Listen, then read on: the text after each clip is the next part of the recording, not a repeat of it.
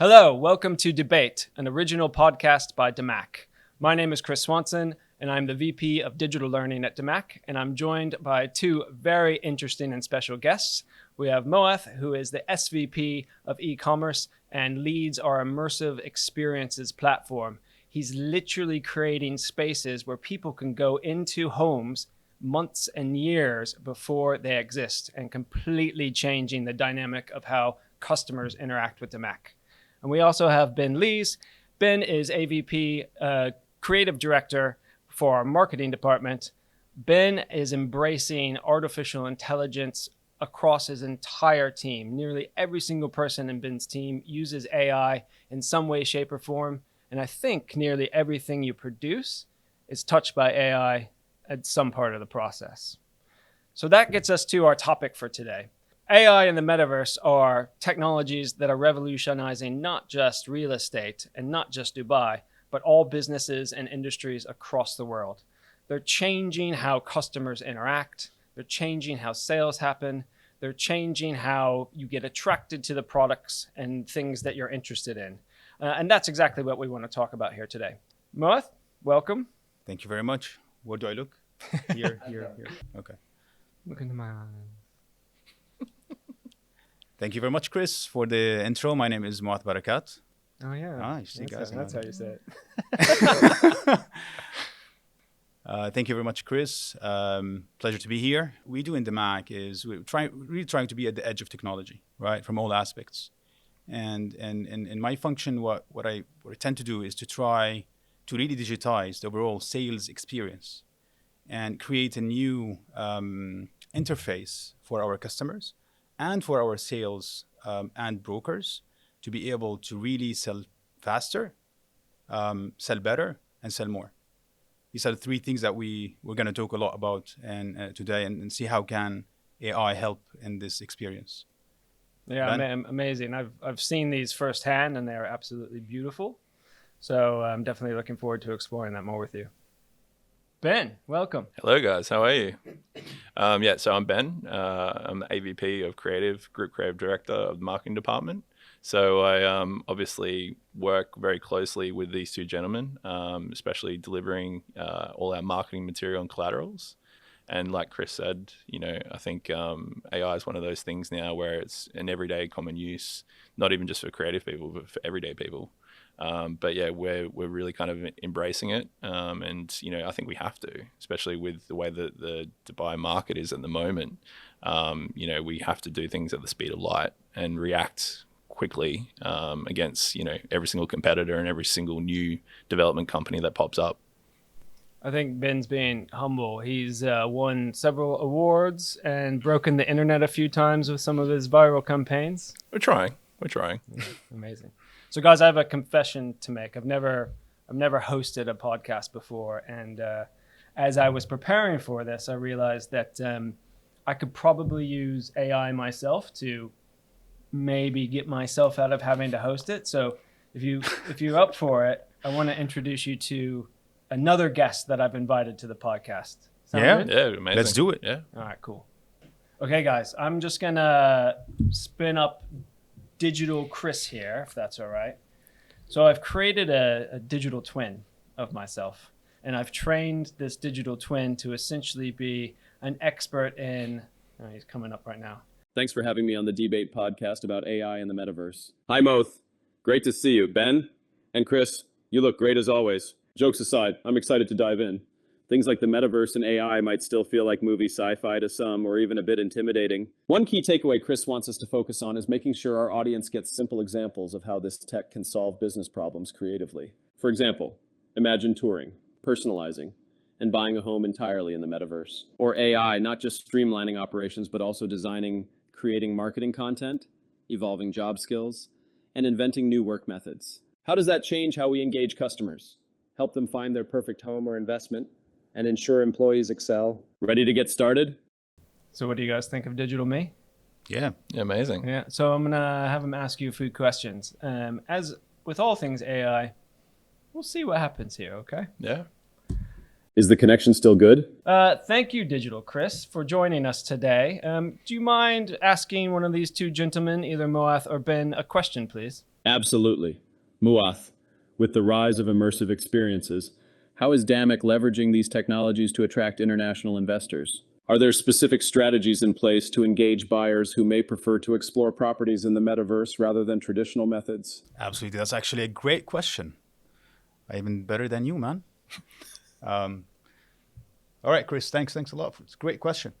So look, I mean, the beauty about digital and e-commerce is that it's actually enabling you unlimited ability to reach customers. Part of our strategy in digital is actually to be able to build what we call an e-commerce platform. And there, it has multiple channels, right? So we have the standard web channel for us to be able to reach multiple clients on the web part of the business. And that means that would be the internet, a web browser, anyone can have access to. But also we're working on the Metaverse as an immersive experience that basically can take you to the next level of how will your house really look like. The most important thing to think about here is that the Mac is in mainly the business of selling off-plan properties. And it's really becoming more and more challenging to have customers imagine how would their home look like, whether it is from an exterior point of view, whether it is from an interior point of view, whether it is from a view that I'm going to have for that house, the amenities that I'm going to be able to consume, et cetera, et cetera. So what happens here is that you are able to actually move from a standard brochure concept to a digital ecosystem that allows the end users to navigate all of the properties that we have as the Mac and all the projects and all the amenities. How can we reach customers online? We are actually also have been lately able to enable something that we call pixel streaming. Pixel streaming allows us to be able to represent the metaverse, but online. This means that I'm able to showcase any of the projects that we have by sending our customers a link. That link will allow you to have a video conference call between the salesman and between the potential buyer.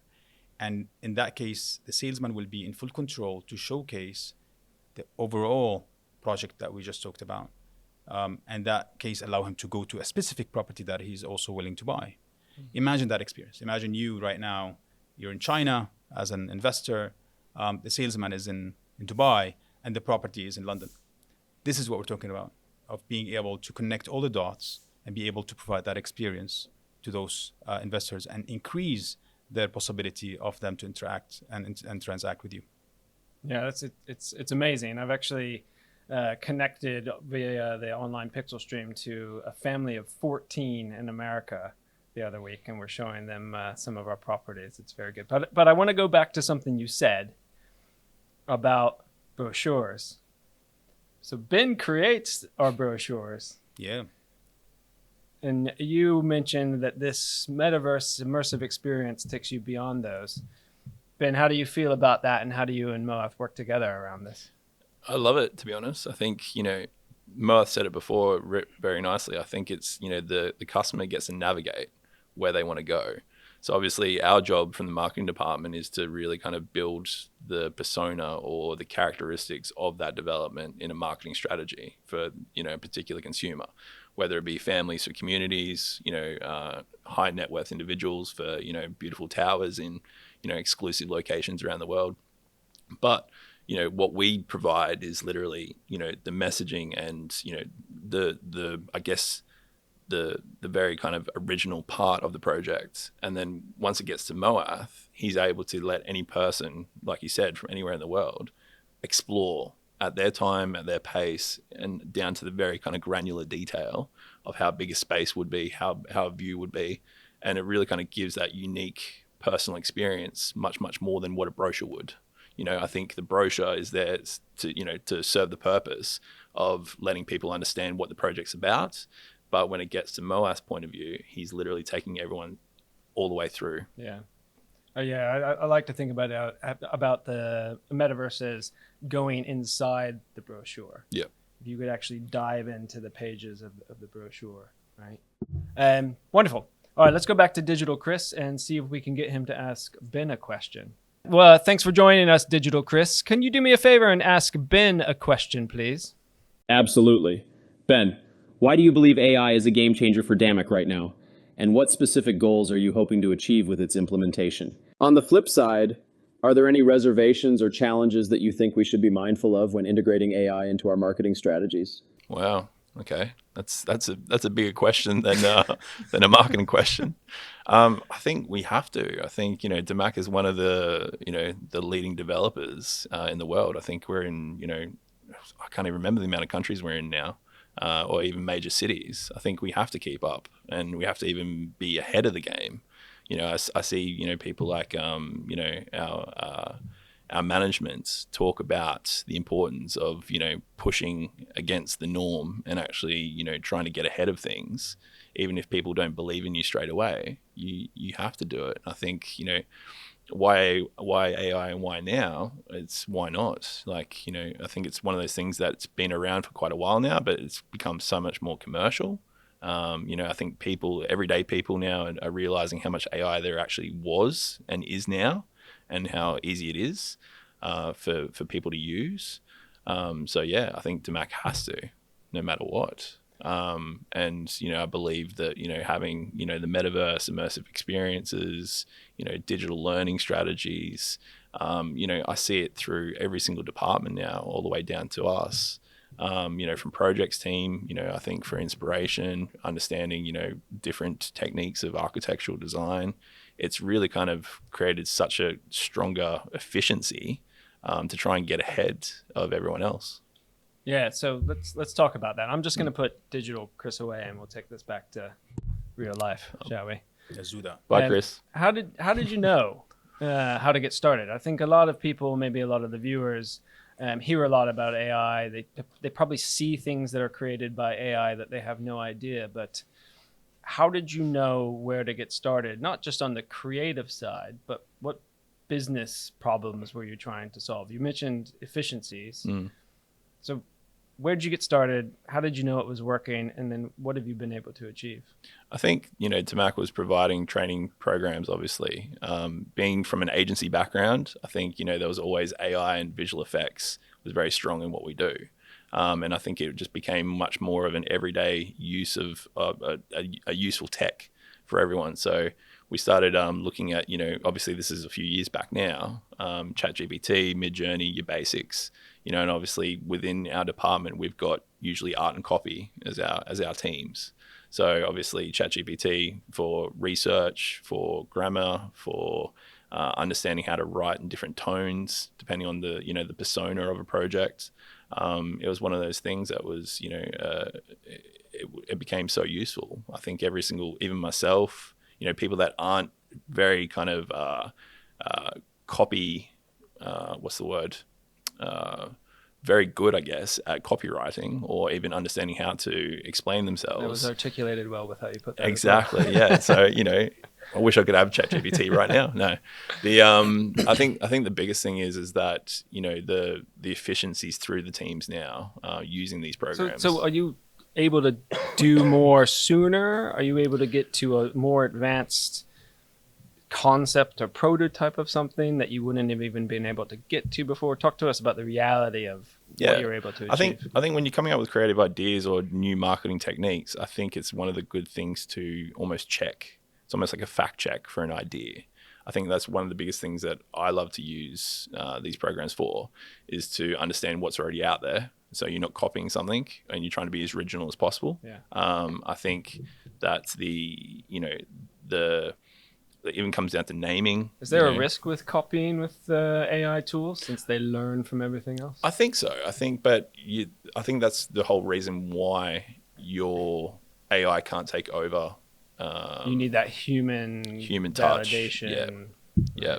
The understanding of nuances. I think the understanding of being politically correct. I think there's a lot of stuff that's happening at the moment with Chinese AI.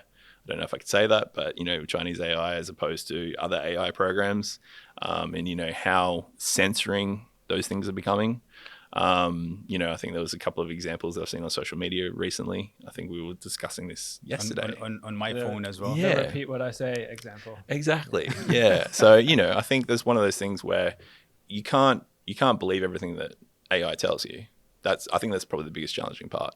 But to use it in a creative aspect or a creative angle, I think the biggest thing for us is just the speed. It's insane. So you could literally, like I said, fact check things, understand, the naming of different projects from around the world to make sure that your project isn't called the same thing.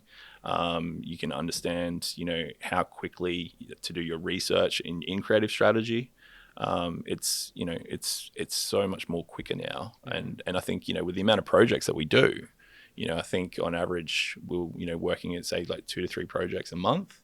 I think to have that technology now is making sure that we're able to do a very good job in that short amount of time. Yeah, I'm finding the same. When we come up with the problem that we're trying to solve, we use AI, ChatGPT, to make several concepts very quickly. But it's not just concepts in ideas. You can actually visualize and almost create an end product that's 50-70% of the way there. Yep. As your concept that you show to people. Yep. And you would never have been able to do that 2 years ago. Yeah, 100%. I think, now we're using a lot of Mid-Journey, even in our marketing materials, whether it be EDMs, brochures, even films now, when you're putting your Mid-Journey images into Runway and other programs where literally they will bring and create that depth of field and bring it to life. Yeah. We're able to use that and it's at a premium standard, which is very scary.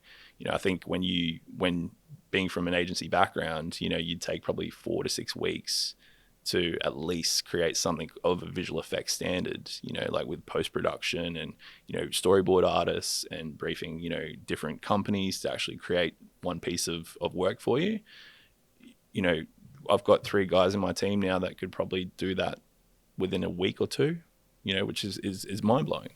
Yeah, and we'll take a look at some of the things that you're talking about here in a minute. But first I want to go back to Moath. And since we're focusing on the creative side, essentially when people hear metaverse, they think Facebook, they think video games. Like, is that what you're doing? Are you building video games? Are you using video game technology? How do you go about creating these things? Yeah. So look, I mean, in essence, it is a gaming engine. Like as a core of that, it's actually a game. However, the difference here is that we continue from a process perspective what Ben creates. So you can think about it like that. We get the brochure, we get the content, we get the 3D, what we call the assets, right? And what we do is that we convert those assets into a 3D world.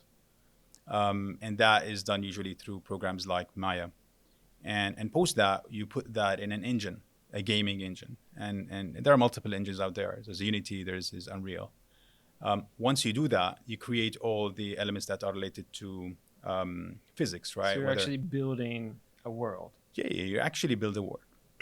However, what's really interesting to mention here is that AI also got into this. And I'll just give you an example first of what was the impact of that.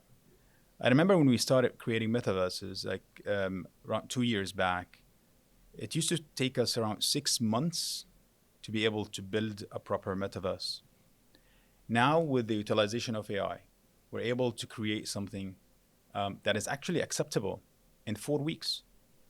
Like you can imagine, we're talking about insane reduction on time. That, of course, is helping a lot the business, right? You imagine right now being able to get the assets quickly, utilize AI in order to help you in building that overall environment, expanding the horizon of the assets that you have into 3D assets. Compare that to pre-metaverse, right? So you're saying very quickly you can create a digital immersive experience, a digital show unit, let's call it, in a month, right? Versus what was the alternative before? Somebody has to go to a physical show unit, which would take how long to create? Okay. So we need to talk about what are the options for the customer, right? So on the non-digital world, If you want to create an experience for a customer to be able to feel what the property is about and how it's going to look like from interior exterior and what would be the view, first of all, it would be impossible in the offline world, because you need to build that. You need to build it. And the closest that you can reach in an offline world is a show unit that is going to be somewhere, not necessarily in the same place, not necessarily on the same unit type that you're looking for. Not on the 63rd floor of a building in London. Not in the same view. Not in the same time that the building will be completed in all the surrounding areas. Et cetera, et cetera. Yeah. So what happens is that this virtual world that is becoming more and more very, very real is able actually to make you feel that. And just going back to timelines, like it's in order for you to really create the similar experience, it's impossible. In order to create something that is somehow close, we're just pushing back the times big time with this virtual world. And I'm not sure if the time to talk about what was the impact of that, but I mean, please. that I mean, obviously the speed to market in terms of product launch and having the digital experience ready must be impactful, but what are some of the other impacts you've seen? And I think the way to look at that is that the metaverse and the immersive experience are tools. They're not necessarily products that end users will consume by themselves. Real estate business is not a standard e-commerce. You're talking about the most expensive product that anyone could buy in his lifetime. And an emotional product as well. And an emotional product as well. Whether you're an investor, it might not be emotional, but still, it's a huge investment. So it's really about putting a lot of money on the table, and for that to happen, a human touch is very important. However, what we're doing here is that we're enabling our sales team and our brokers with tools that allows them to be able to sell and to be able to really explain to the customers what this product that they're going to buy is in the most realistic way. Now, this being said, I mean, if we look at this approach, this becomes more of a sales tool, right? So it allows me right now as a sales agent to really increase my ability to sell. And the metrics that are going to be there, we're going to focus on is mainly about the adoption. So I remember very well when we launched, the first project that we launched was Couture by Cavalli. And what happened is that the product was not really great at that point of time. We had a lot of glitches. I remember very, very much that the technology itself was to clarify, the Metaverse product. Yeah. Okay. In that case, the Metaverse product was really at inception, its starting point, right? And it had some glitches. The design was not great. We had a lot of also push from our management to increase the quality. And we continued to work on that. Same thing we got from sales. I mean, the first thing was, Moath, we want that to really look more and more real. And as we grow, as we get better and better with time, we realized that there has been great increase in adoption rate by our sales teams. We really started at 5%, 10%. And it grew in 2024. By the end of year, we reached 40%. 40% of the sales force using the Metaverse platform to sell. Yeah, so to put it in perspective, the projects that we have Metaverse in, sales team has used the Metaverse or some kind of an immersive experience in order to be able to sell at 40%. And it's very important to say here that the main thanks goes not necessarily to technology, but also to sales, because at the end of the day, they are the people who are utilizing this tool. So what's happening right now is that really the sales team has been now, for all the new projects, they're asking us actually to create that experience. And it was very fascinating on launch days, actually, where I remember that scene very well. Chris, remember also when we were there in the latest launch, where actually people who are actually coming to pay the expression of interest, they're going to the Metaverse booths, and then they were going and just asking us as a team to show them their units. So, can you show me what are the units that are there? Where are the availabilities? Which one am I going to get? And I remember the fact that the immersive experience team came all the way from the morning, stayed all the way at night, and then we had multiple screens there. And it's very obvious that people as an end users, they want to know more. Like this is becoming a very strong driver for them to actually to believe and actually to go ahead and buy. So you were able to show them their townhouse, their villa, where it was in the master community, what the views would look like from any floor. Absolutely. That's amazing. It's amazing. Like, and for us, it's really what we call it is that it's a table stake, right? It's something that we have been really investing a lot as the Mac, and we have been actually a pioneer in this region, and we really like. I mean, the great news is that we've got all the support from management to actually invest in that more and more, and that's a great thing because it allows us to continue at the edge of technology, being a strong player across the rest of the players here in the market, and really get a very strong competitive advantage. So I guess what's next for you over the next year, 2 years, 3 years? Where do you see this going? Great question. One of the limitations that we had with immersive experience is that it's too heavy to load on normal machines.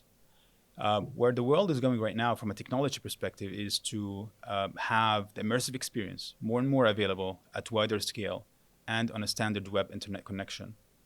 And this is where we're heading. There are a lot of technologies right now that are coming, including something called a web GPU, that is actually enabling you to potentially feel the experience of the immersive experience of the metaverse without having to come to the booth and without having to have a full pixel streaming experience. You can actually go whenever you want at any point of time. That's in our backlog, and the technology is moving there very fast. And the fact that you have companies like NVIDIA really expanding their capabilities from an infrastructure perspective as technology and all the data centers that are there, that there's massive investment that is happening, that's actually paving the way also for Metaverse by default. Because they're all, at the end of the day, GPU-based processors that are going to be available for multiple use, whether it is AI or visualization. That's awesome. So if you're in Dubai and you want to see one of these beautiful immersive experiences, you can actually come to any one of our DAMAC sales centers, and we've got booths, kiosks where you can dive into these properties. Thanks, Moath. Ben, let's switch back to you. We saw some of the stuff Moath did. I'd love to see some of the things that you've created. And I'd love to start with the AI campaign that you won an award with last year. Yeah. The first time we actually used any kind of AI visually through Midjourney was this campaign for DAMAC Coral Reef. We shot it traditionally in a studio with live talent on blue screen, and then we were able to use Midjourney images that we created with our art directors in our creative team and infuse them with real life and with our animation, our renders of our projects. So how much of what's playing now is real and not real? Because I can't tell. I'd say probably, well, considering there's flying fish, I think now with humans, with models, I think it's getting very, very real.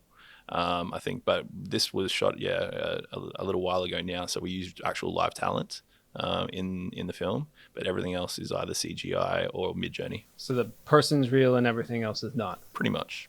That's incredible.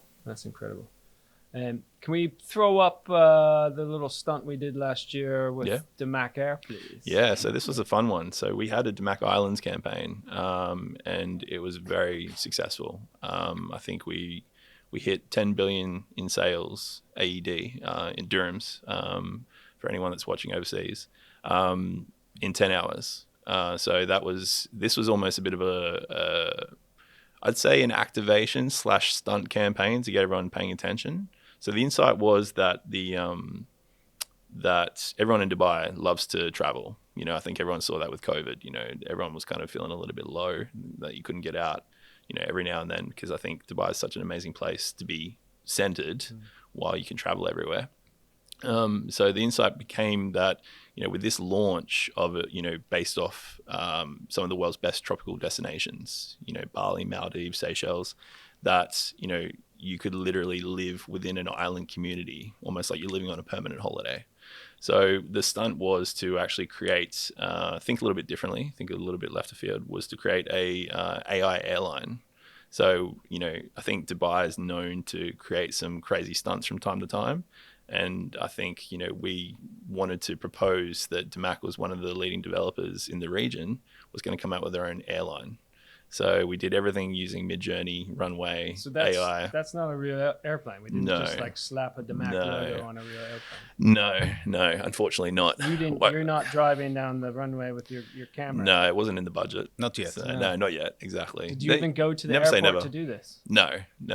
So even the voiceover of the air hostess is AI. So in the actual film. So we did I think it was probably about 10 or 15 social posts and videos just focusing on the launch of the airline. And it was really, it took off without the pun. It actually really did well. And we had aviation companies contact us. We had fuel companies. We had people actually asking for jobs. Yeah. Asking for partnerships. We actually had some people trying to leave some other airlines and join us as cabin crew. So it was really, really good stunt. It got to the point where, I think we had to tone it back a little bit. So it did really, really well. So that was all with AI. Yeah, it's amazing. You did one other thing for Islands, which is quite catchy and has been stuck in my head for the last 3 months. Well, this is the thing. I think everyone thinks AI is purely visual. I think the fact that you see everything on Instagram and, you scroll through and you're trying to figure out now what's real and what's not visually, but audio as well. I think, as we've seen digital Chris mimic real Chris so well, I think, it's one of those things now where you've got multiple programs that can allow you to create voices, can help you write songs, can even help you write lyrics. So with DAMAC Islands in particular, we had to create a song quite potent and quite catchy. So yeah, we literally wrote the lyrics, put it in, created some different kind of styles of music. We had a DAMAC Islands folk song. We had a DAMAC Islands, a little bit more dance, up-tempo dance track. And we end up landing on the one that's now, playing. The rest is history. When do we get to hear the outtakes then? Probably if there's a DAMAC Islands 2, we'll probably up the ante and, hopefully we'll bring we'll bring someone famous in. Amazing. But I think the biggest thing is, the biggest issue with it at the moment is that you can go out and create these things, but it's owning them as well. And I think one of the biggest things that I think I learned, and you learn along the way, especially with AI, in terms of, producing things that are going out into the market, is ownership and, rights and stuff like that.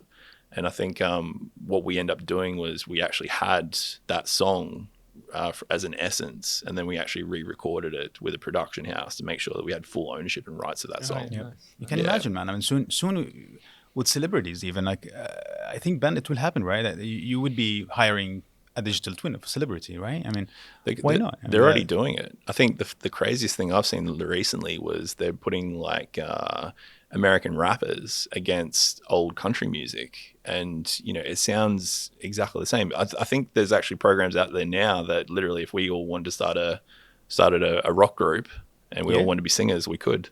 Yeah. You want to do that? Well, I think I know the Here I Ruined It account that you're talking about. Fantastic. So guys, this has been amazing. Thank you so much for sharing everything that you've done. I want to sort of close on a note for some of our viewers.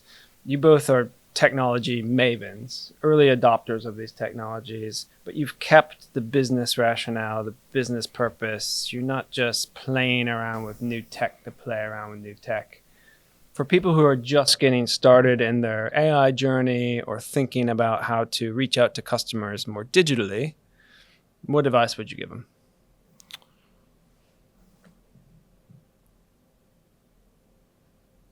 I think that question you would be great to answer. But how can you answer? So why don't you ask Digital Chris? He's asleep right now.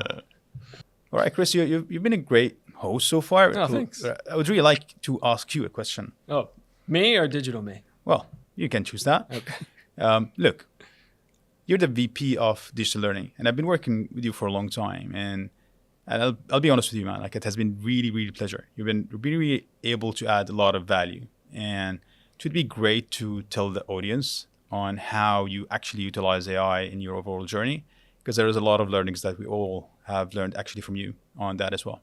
No. So would you spend some time with that? Thank you, Moath. That means a lot. Yeah, I think one of the big things when it comes to AI or new technology in general is some people see it as an enabling factor. Some people see it as a threat. And the very real reality is jobs are transforming, right? And they have since the dawn of a job existing, right? So one of my big goals is to help people evolve their jobs with new skills, new tools, new ways of thinking to embrace these new technologies, right?